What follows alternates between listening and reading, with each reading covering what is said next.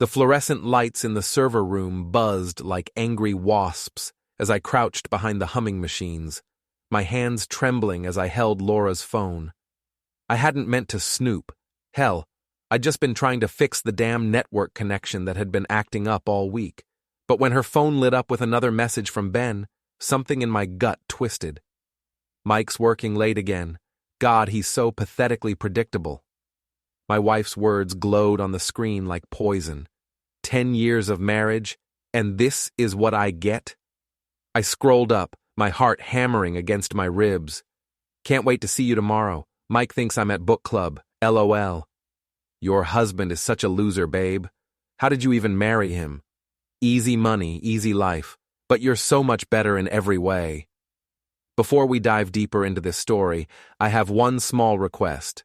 Please subscribe, drop a like, comment, and hit that hype button to boost this channel so more people can discover these incredible Reddit stories. The phone slipped from my numb fingers, clattering onto the concrete floor. The sound echoed through the empty office like a gunshot. Laura Hendricks, my Laura, was cheating on me with Ben Morrison, the cocky new hire who'd been kissing ass around the office for the past 6 months. I picked up the phone with shaking hands, screenshot after screenshot burning into my memory. Photos I didn't want to see. Plans I didn't want to know about. A whole secret life that made me look like the biggest fool in Chicago. My reflection stared back at me from the black computer screen. 38 years old, thinning hair, tired eyes behind wire-rimmed glasses. Mike Hendricks, senior IT manager, devoted husband, complete idiot. The office building groaned around me, settling into the night. Outside, the city sparkled with a million lights, but all I could see was darkness. 10 years of marriage. 10 years of working 60-hour weeks to build our life together. 10 years of believing Laura when she said she loved me. I thought about our son Liam, asleep in his bed at home, trusting that his parents were solid, unbreakable. The kid was only 11. How was I supposed to explain that mommy was a lying cheat and daddy was too stupid to see it coming? My hands clenched into fists. The old boxing reflexes from my college days flickered to life, muscle memory itching for a heavy bag to pound. But there was nothing here except servers and cables and the suffocating weight of betrayal. Laura's phone buzzed again. Another message from Ben. Tomorrow's the big day. Think Mike suspects anything about the promotion? Promotion? What promotion? I scrolled through more messages, my blood turning to ice water. They weren't just sleeping together. They were planning something at work, something that involved me getting screwed over professionally too. Don't worry, Laura had written back. Mike's so focused on his precious servers, he wouldn't notice if the building was on fire. The promotion is yours. I made sure of that. The pieces clicked together like a jigsaw puzzle from hell. Laura worked in HR. She had influence over hiring decisions, promotions, performance reviews. And Ben, that smooth-talking bastard, had been gunning for the senior management position that should have been mine. I'd been working toward that promotion for 3 years. 3 years of extra hours, weekend calls, covering for incompetent colleagues. I'd written half the proposals that kept this company running, fixed every crisis, trained every new hire, including Ben. The irony tasted like copper in my mouth. I'd been the one to show him the ropes, introduce him to the team, help him settle into Chicago after his transfer from the Seattle office. And this was how he repaid me, by stealing my wife and my career in one neat package. My phone buzzed. A text from Laura. Working late again? Don't wait up. Book club might run long tonight. Book club. Right. I stared at her message for a long moment, then typed back, no problem. Love you too. The lie came so easily, it scared me. But two could play this game. I spent the next hour copying every message, every photo, every piece of evidence from Laura's phone. My IT background came in handy. I knew how to recover deleted files, how to trace digital footprints, how to build an airtight case. By the time I was done, I had enough material to destroy both of them. The question was, what was I going to do with it? Monday morning hit like a sledgehammer. I sat in my cubicle, nursing my third cup of coffee and pretending to review network security protocols while my world crumbled around me. Every laugh from the break room sounded like mockery. Every whispered conversation felt like it was about me. Laura had left early for work, claiming she had an important meeting. She'd kissed my cheek before leaving, the same cheek she'd been kissing for 10 years while planning to stab me in the back. "Mike!" I looked up to see Tom Bradley, our department head, walking toward my desk with a grim expression. Tom was a good guy, straightforward, honest, the kind of manager who actually gave a damn about his team, which made what was coming even worse.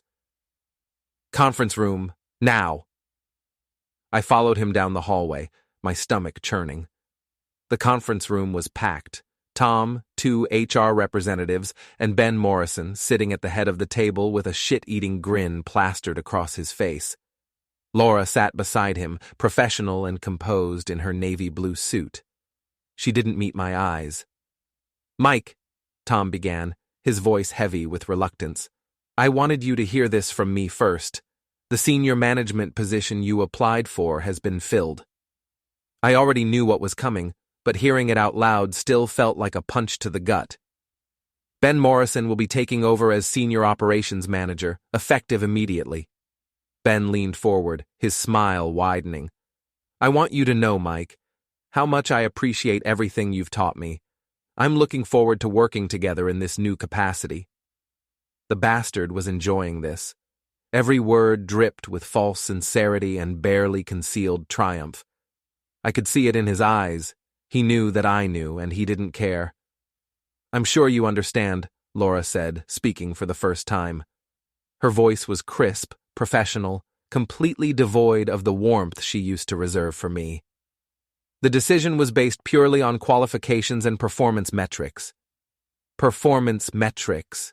Right. I looked around the room at the faces staring back at me. Tom looked uncomfortable, like he'd been forced to swallow something bitter. The HR reps looked bored, already mentally moving on to their next meeting. Laura looked satisfied. And Ben looked like he'd just won the lottery. "Any questions?" Laura asked. I had about 1,000,000 questions, like how long they'd been planning this, like whether our entire marriage had been a lie, like whether she felt even a flicker of guilt about destroying the man who'd loved her for 10 years. Instead, I said, "Congratulations, Ben. I'm sure you'll do great things." The words tasted like ash, but I forced them out with a smile. Ben's grin faltered slightly. He'd been expecting anger, maybe even a scene. My calm acceptance clearly threw him off balance. "Thanks, Mike. That means a lot coming from you." Liar. The meeting broke up, and I found myself walking back to my desk in a daze. Around me, the office buzzed with the news.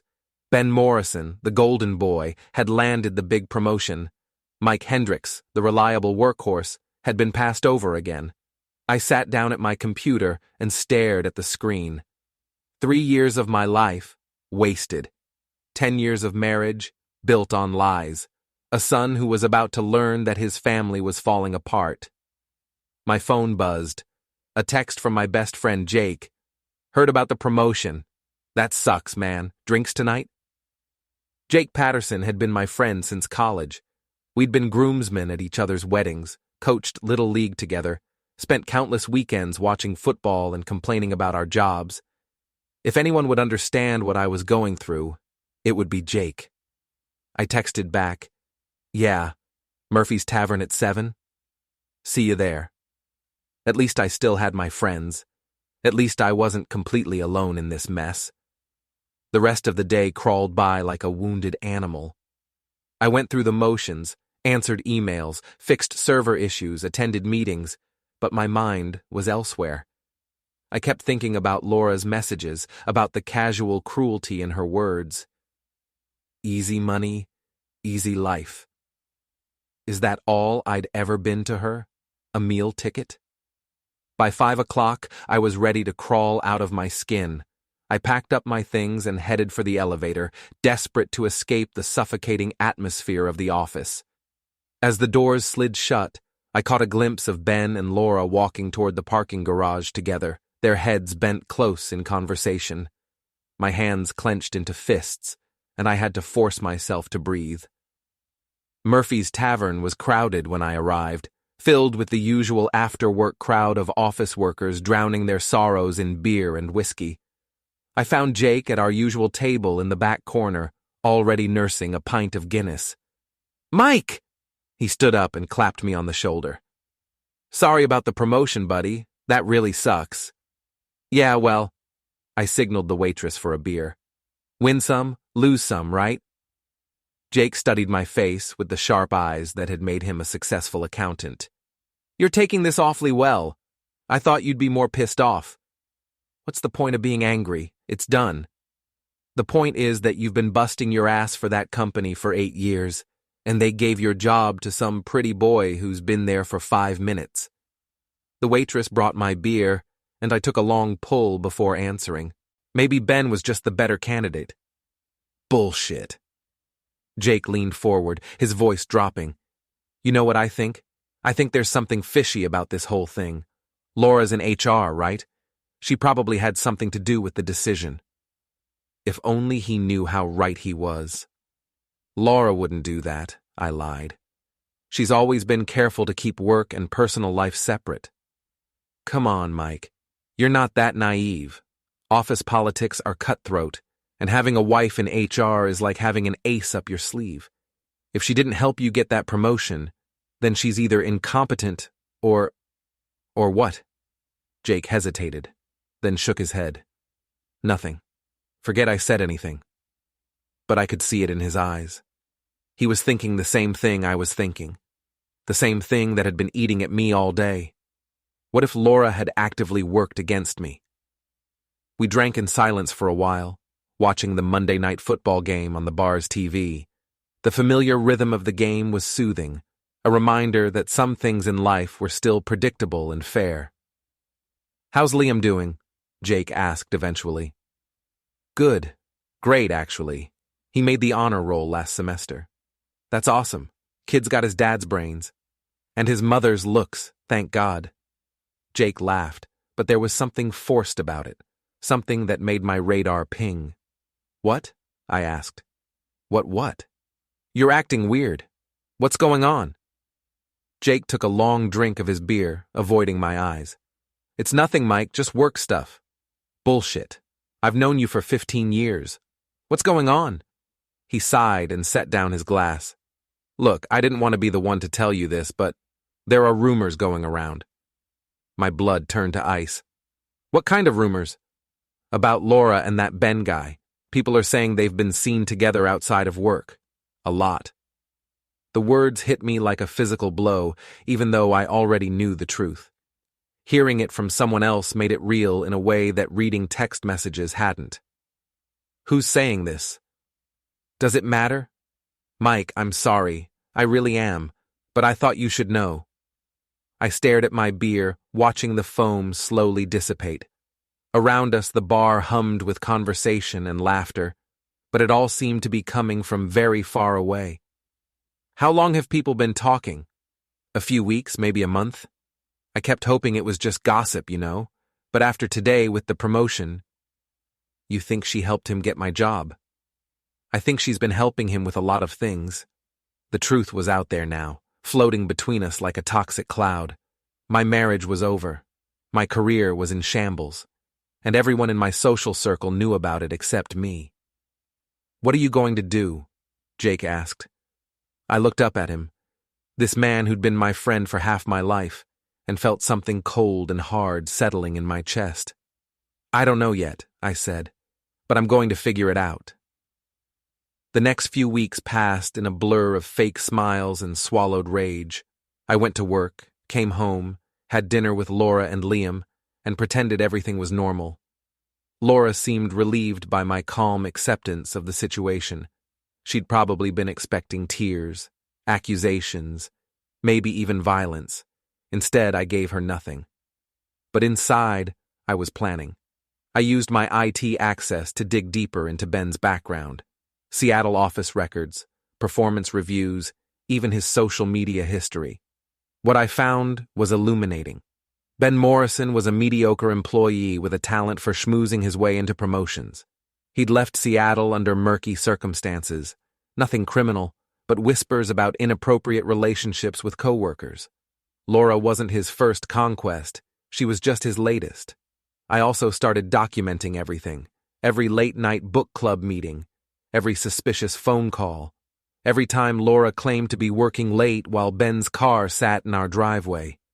I built a file that would make a divorce lawyer weep with joy, but divorce wasn't enough.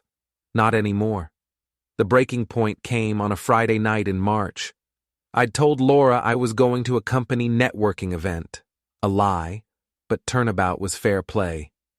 Instead, I drove to Jake's house for what I thought would be a quiet evening of beer and commiseration. I was wrong. Jake's living room was packed with people I recognized. Friends from college, neighbors, coworkers, my entire social circle, gathered for what looked like an impromptu party. Mike, Jake's wife Sarah, rushed over to greet me, but her smile seemed forced.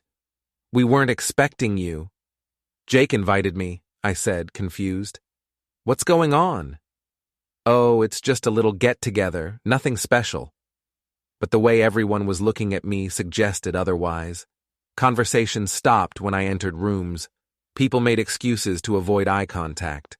The atmosphere was thick with awkwardness and barely concealed pity. I found Jake in the kitchen, opening another case of beer. "Hey, buddy," he said without looking up. "Glad you could make it."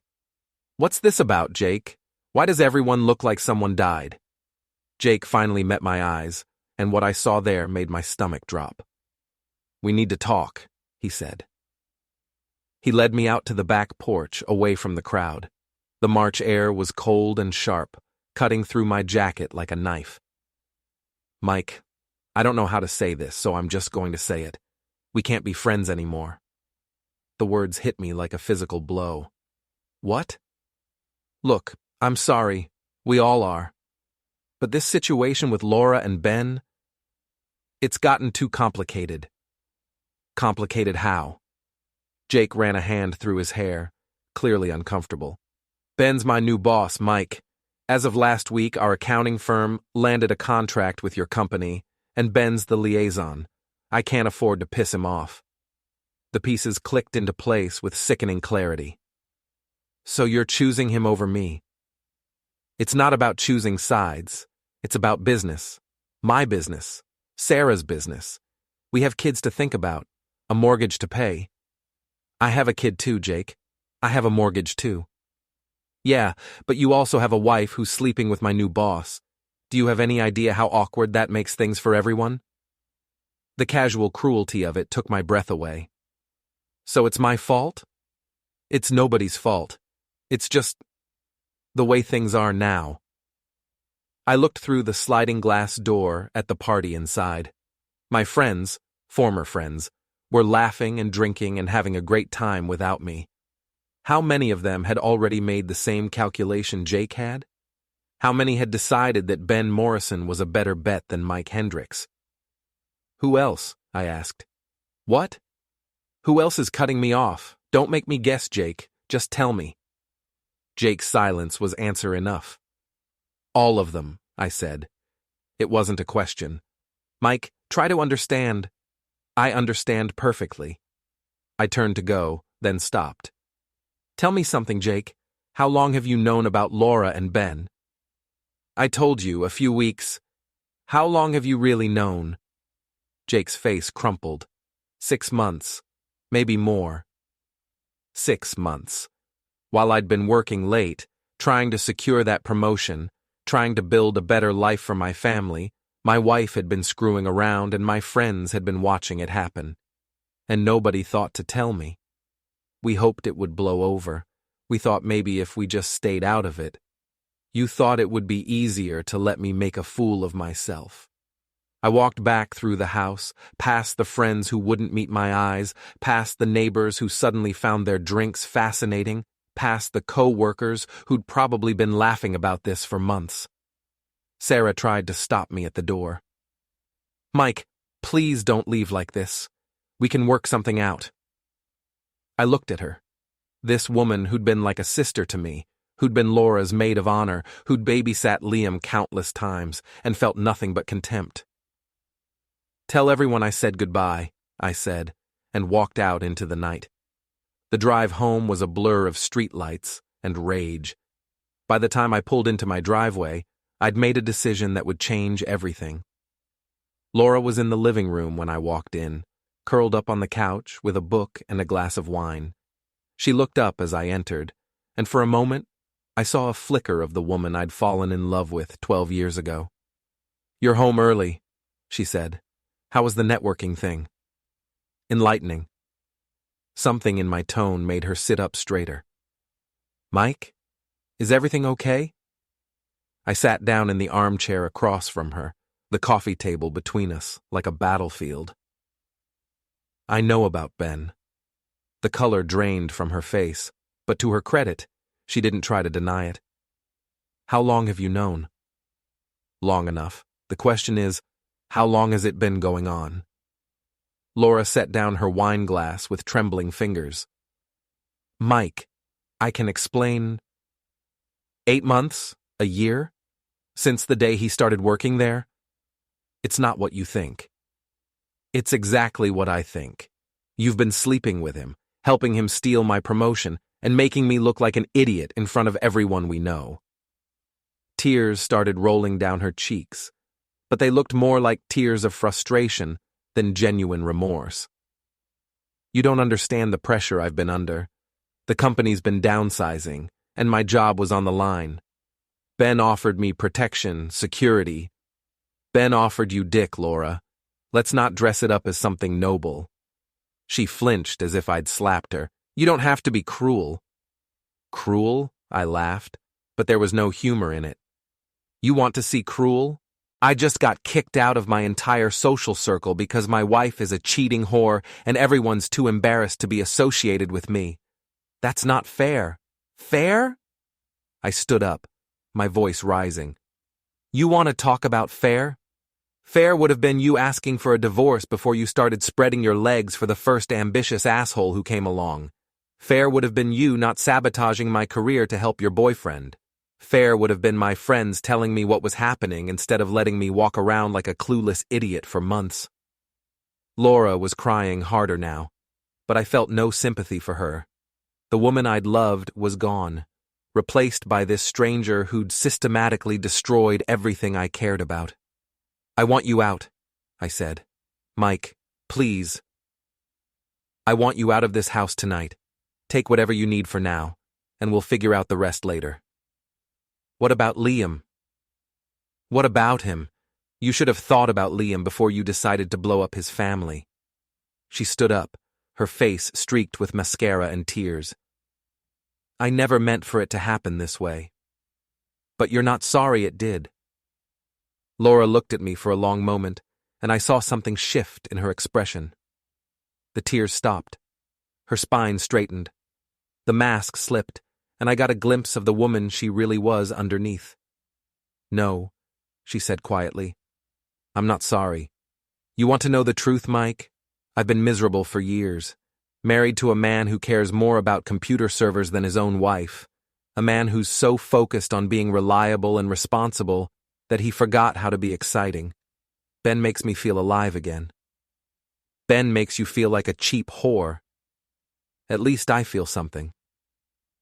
The words hung in the air between us like poison gas. 10 years of marriage, reduced to this moment of mutual destruction. "Get out," I said. Laura nodded and walked toward the stairs. At the bottom step, she turned back. "For what it's worth, Mike, I did love you once." "Yeah," I said. "Once." I listened to her moving around upstairs, packing her things, probably texting Ben to come pick her up. Outside, the neighborhood was quiet and peaceful, full of families who weren't falling apart, marriages that weren't built on lies. By the time Laura left, I was already planning my revenge. 3 months. That's how long I spent planning, researching, and preparing for what came next. 3 months of playing the role of the defeated husband, the broken man who'd lost everything and was slowly rebuilding his life. Laura moved in with Ben almost immediately. They didn't even try to hide it anymore. Why would they? Everyone already knew, and I was no longer a threat. Just a sad, middle-aged IT guy who'd been outmaneuvered by a younger, more aggressive rival. At work, Ben settled into his new role with obvious satisfaction. He made changes to systems I'd spent years perfecting, hired his own people, and generally acted like he'd built the department from scratch. The fact that he was sleeping with someone from HR made him practically untouchable. My former friends avoided me completely.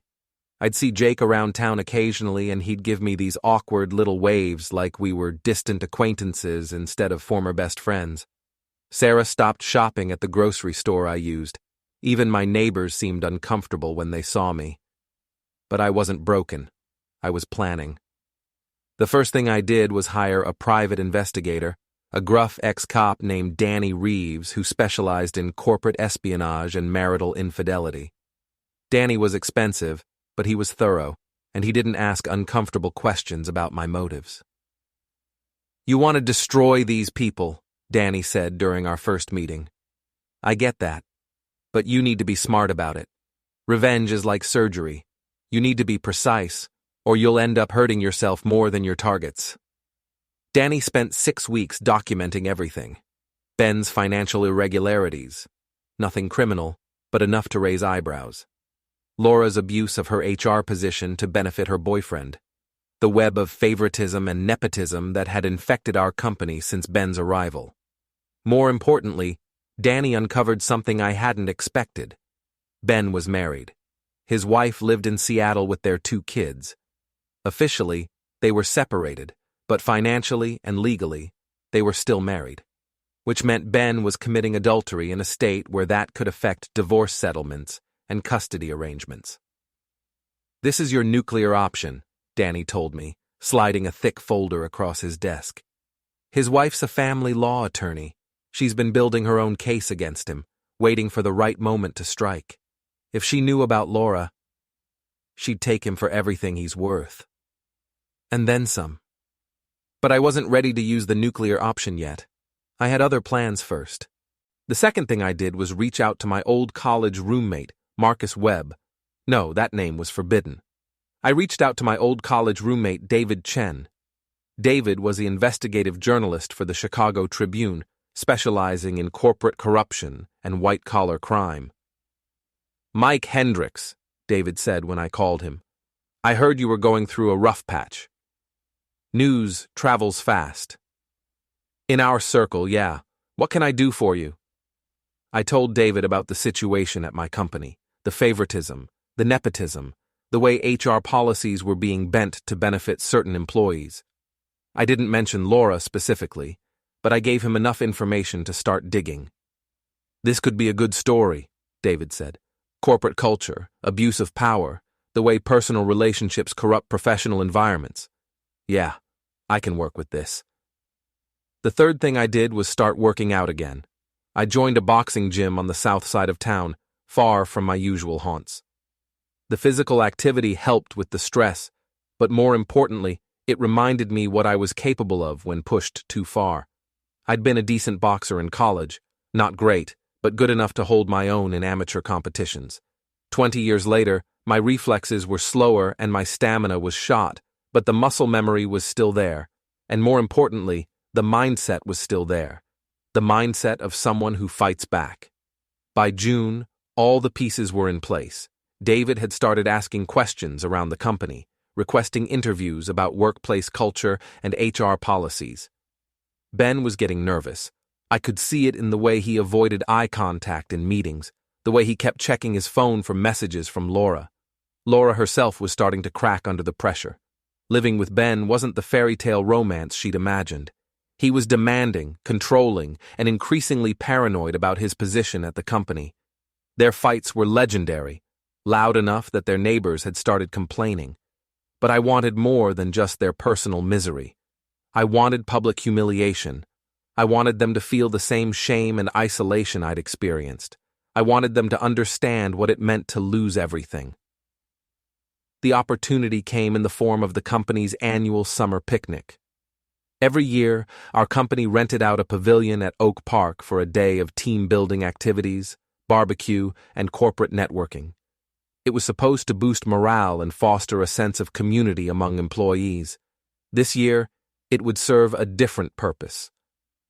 I arrived at the picnic early, dressed in khakis and a polo shirt, looking like the harmless IT guy everyone expected me to be.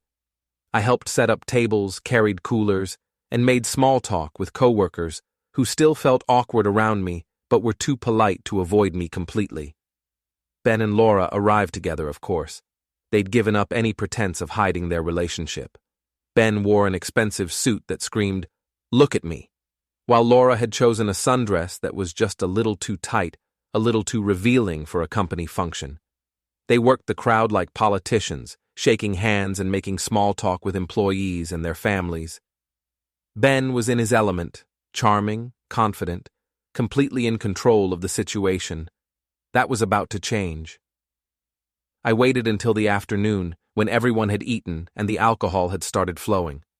The perfect moment came during the annual awards ceremony, when Ben was called up to present the Employee of the Year award to one of his hand-picked favorites.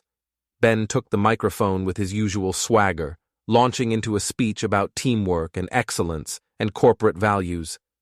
The crowd listened politely, but I could see the boredom in their faces. Nobody really liked Ben.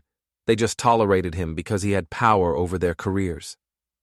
"Before I present this award," Ben said, "I want to take a moment to thank someone special, someone who's been instrumental in helping me transition into this role and build the kind of team we can all be proud of." He looked directly at Laura, who blushed and smiled like a schoolgirl. "Laura Hendricks has been an invaluable partner in—" "Partner?" I called out from the back of the crowd. "Is that what we're calling it now?" Every head turned toward me. Ben's smile froze on his face. Laura went pale. "Mike," Ben said, his voice carefully controlled. "Did you have something to add?" I walked forward through the crowd, which parted like the Red Sea. People were already pulling out their phones, sensing that something dramatic was about to happen. "Just wanted to congratulate you on your partnership," I said, my voice carrying clearly across the pavilion. "How long has this particular collaboration been going on? 8 months? 10? "Mike, this isn't the place," Laura started. "Oh, I think this is exactly the place. After all, this is where it all started, isn't it? Company functions, after-hours meetings, building those special professional relationships." Ben stepped down from the podium, his face flushed with anger. "That's enough, Mike. You're drunk." "I'm stone sober. Unlike some people, I don't need artificial courage to face the truth." The crowd was completely silent now, watching our confrontation like spectators at a gladiator match. I could see phones recording, capturing every moment for posterity. "The truth is that you're embarrassing yourself," Ben said, "and everyone here feels sorry for you." "Do they? Or do they feel sorry for your wife in Seattle?" Ben's face went white. Behind him I could see Laura's confusion. She didn't know about the wife, about the kids, about the lies Ben had been telling her. "That's right, folks," I continued, addressing the crowd now. "Our new senior operations manager is married, has been for 12 years, 2 kids, ages 8 and 10. His wife's been very understanding about his work assignments, but I wonder how she'll feel when she finds out about his partnership with Laura." "You son of a bitch," Ben snarled, stepping toward me. "Careful, Ben. We're at a company function. Wouldn't want HR to have to write you up for inappropriate behavior." I looked at Laura, who was staring at Ben with dawning horror. "You didn't know, did you? About the wife, I mean. About the kids who think Daddy's coming home once his work assignment is finished." "Ben?" Laura's voice was small, confused. "Is that true?" Ben ignored her, his attention focused entirely on me. "You think you're clever, don't you? You think you can destroy what we've built? I don't have to destroy it. You're doing that all by yourselves." That's when Ben snapped. He lunged at me, his fist aimed at my face, but I'd been expecting it, preparing for it, and my old boxing reflexes kicked in. I sidestepped his punch and countered with a right hook that caught him square in the jaw. Ben went down hard, his expensive suit collecting grass stains and barbecue sauce. The crowd gasped and surged forward, but I wasn't done yet. "Stay down, Ben," I said, standing over him. "You've embarrassed yourself enough for one day." Ben tried to get up, blood trickling from his split lip. "You crazy bastard." "I'm not crazy. I'm just tired of being the only honest person in this whole mess." Security guards were pushing through the crowd now, but I didn't resist when they reached me. I'd accomplished what I came here to do. As they led me away, I caught one last glimpse of Laura. She was crying, her makeup streaked, her perfect facade finally cracked. Ben was being helped to his feet by concerned coworkers, his authority and dignity in tatters. The whole thing had been recorded by dozens of phones. By evening, it would be all over social media. By Monday, it would be the talk of the entire company. My revenge was just getting started. The video went viral within hours. "Corporate love triangle explodes at company picnic" became the headline on every local news website. The footage was grainy and shaky, but the audio was crystal clear. Every word of my confrontation with Ben, every revelation about his secret marriage, every moment of Laura's humiliation. David Chen's article in the Tribune came out the next morning, a masterpiece of investigative journalism that connected all the dots I'd been hoping someone would connect. The headline read, "Nepotism and Adultery: How Personal Relationships Are Corrupting Corporate Culture." The article didn't name names. David was too professional for that. But anyone who worked at our company knew exactly who he was writing about. The details were all there. The suspicious promotion, the HR violations, the web of favoritism that had infected our workplace. By Monday morning, both Ben and Laura were suspended pending a full investigation. But I wasn't done yet. Danny Reeves had been busy over the weekend. Ben's wife in Seattle, Jennifer Morrison, had been very interested to learn about her husband's partnership with Laura. Very interested indeed. "She's filing for divorce," Danny told me over the phone, "and she's going for everything. The house, the kids, alimony, the works. Apparently this isn't Ben's first affair, just his most public one." "What about custody?" "She's got recordings of Ben saying he never wanted kids, that they were holding him back from his career. Plus, now she's got evidence of adultery and financial irresponsibility. Ben's going to be lucky if he gets supervised visitation."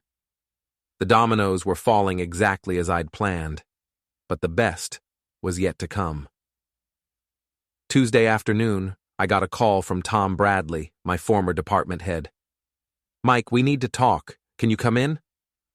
I found Tom in his office, looking haggard and exhausted. The past few days had been rough on everyone at the company, but Tom looked like he'd aged 10 years. "Sit down, Mike. We have a lot to discuss." I sat, waiting for whatever was coming next. "First of all, I owe you an apology. A big one. I should have seen what was happening with Ben and Laura, should have recognized the favoritism and nepotism. I failed you as a manager and as a friend. Tom, you don't have to—" "Yes, I do. What happened to you was wrong, and I was complicit in it by not paying closer attention." Tom leaned back in his chair, rubbing his temples. "The board met this morning. Ben's been terminated, effective immediately. Laura's also been let go. HR violations, abuse of position, conflict of interest. The whole thing's a mess. I'm sorry it came to this." "Are you? Really?" I considered the question honestly. "No, I'm not sorry at all." Tom almost smiled. "I didn't think so, and frankly I don't blame you. What they did to you was unconscionable. So what happens now?" "Now, we try to rebuild. The department's in chaos, we've lost 2 senior people, and our reputation has taken a serious hit. We need someone to step in and clean up the mess." Tom leaned forward, his expression serious. "We want you back, Mike. Senior operations manager, full authority, 20% raise, and a formal apology from the board of directors." I'd been expecting this offer, but hearing it out loud was still satisfying. "What about the incident at the picnic? The fight? What fight? I saw a man defending himself against an unprovoked attack. Self-defense isn't a crime. And the company's reputation? We'll recover, especially once word gets out that we've cleaned house and promoted the right person for the job. I pretended to consider the offer, but my mind was already made up. I'll need a few days to think about it. Of course, take all the time you need. But I didn't need time. I needed one more piece of my revenge to fall into place. That evening, I drove to Jake's house. I hadn't spoken to him since the night he'd kicked me out of his life, but I had something to say. Jake answered the door himself, his face cycling through surprise, guilt, and fear in rapid succession. Mike, I saw the news. Are you okay? I'm fine, Jake. Better than fine, actually. Can we talk? Jake glanced back into the house, probably checking to see if Sarah was within earshot. I don't think that's a good idea. It'll just take a minute. Reluctantly, Jake stepped outside and closed the door behind him. We stood on his front porch, two former friends facing each other across a gulf of betrayal and broken trust. I heard about your contract, I said. Jake's face went pale. What contract? The one with my company. The one that made you choose Ben over me. Mike, I can explain.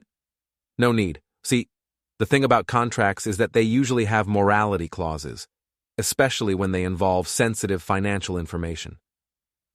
Jake's mouth opened and closed like a fish gasping for air. Ben's gone, Jake. Fired for cause. And when the board reviews all his decisions, including vendor contracts that were approved under questionable circumstances, well, let's just say you might want to start looking for new clients. You can't do this. I have a family, a business. So did I. But that didn't stop you from throwing me away the moment it became inconvenient to be my friend. Jake's shoulders sagged. Mike, please. I'm sorry. I was wrong. I know that now. But destroying my business won't change what happened. You're right, it won't change what happened. But it'll make me feel better. I turned to go, then stopped. Oh, and Jake? Tell Sarah I said hello and that I hope she enjoys shopping at the grocery store on 5th Street. It's more expensive than our usual place, but I'm sure the extra cost is worth it to avoid running into people you've betrayed. I left Jake standing on his porch, probably calculating how much his betrayal was about to cost him. The final piece of my revenge came together the following week. Laura had moved out of Ben's apartment. Apparently, learning about his wife and kids had soured their relationship, and was staying in a cheap motel while she looked for work. Finding work wasn't going well. Word had gotten around the HR community about her violations of professional ethics. Her reputation was toxic, her references were worthless, and her savings were running out fast. Ben wasn't doing much better. His wife had frozen their joint accounts and filed for emergency custody of their children. He was living in his car, unable to afford rent, unable to find work in his field. The viral video had made him unemployable in corporate America. But I saved the best for last. On Friday evening, I drove to the motel where Laura was staying.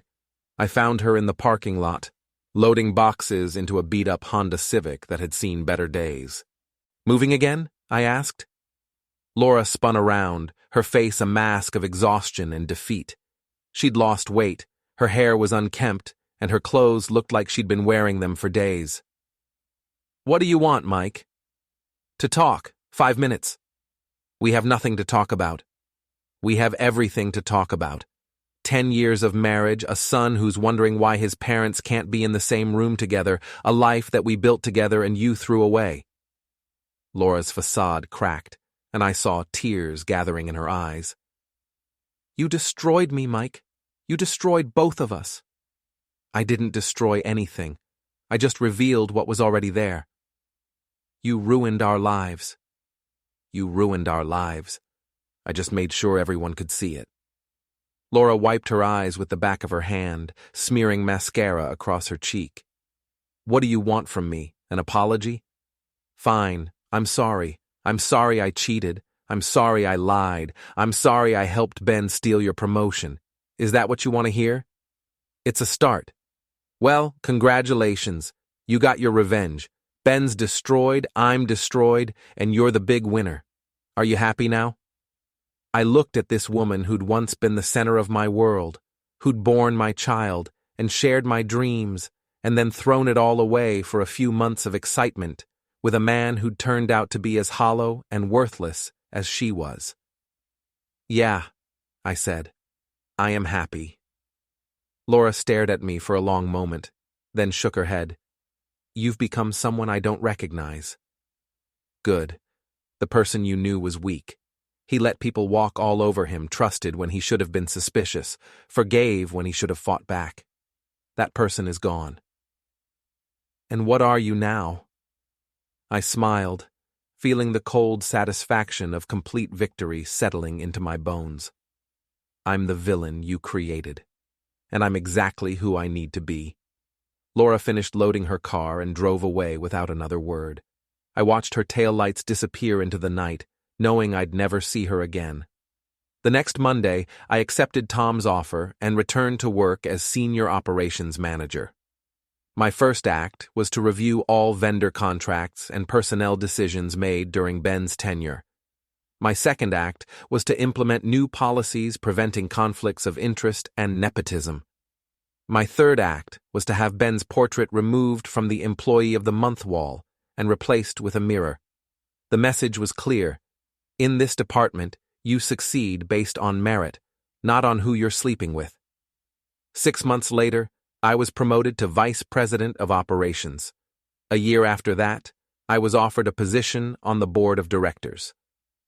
Ben Morrison died homeless and alone 3 years later, his liver destroyed by alcohol, his family estranged, his reputation in ruins. I read about it in the obituary section of the Tribune and felt nothing but satisfaction. Laura remarried eventually, a divorced plumber from Milwaukee who didn't know about her past. They moved to Wisconsin, where she works as a receptionist at a veterinary clinic and keeps her head down. Jake's accounting firm went bankrupt within 2 years. He now works as a bookkeeper for a small nonprofit, making a fraction of what he used to earn. Sarah left him for a man who could provide the lifestyle she'd grown accustomed to. As for me, I remarried too, a brilliant software engineer named Amanda who appreciates loyalty and honesty. We have 2 children together, and Liam has grown into a fine young man who understands that actions have consequences. I never told anyone the full extent of my revenge, never revealed how carefully I'd orchestrated the destruction of everyone who'd betrayed me. But sometimes, late at night, I think about that moment in the motel parking lot when Laura asked what I'd become. I became exactly what they made me. A man who fights back, who doesn't forgive and forget, who understands that in this world, you're either predator or prey. I chose to be the predator, and I've never looked back.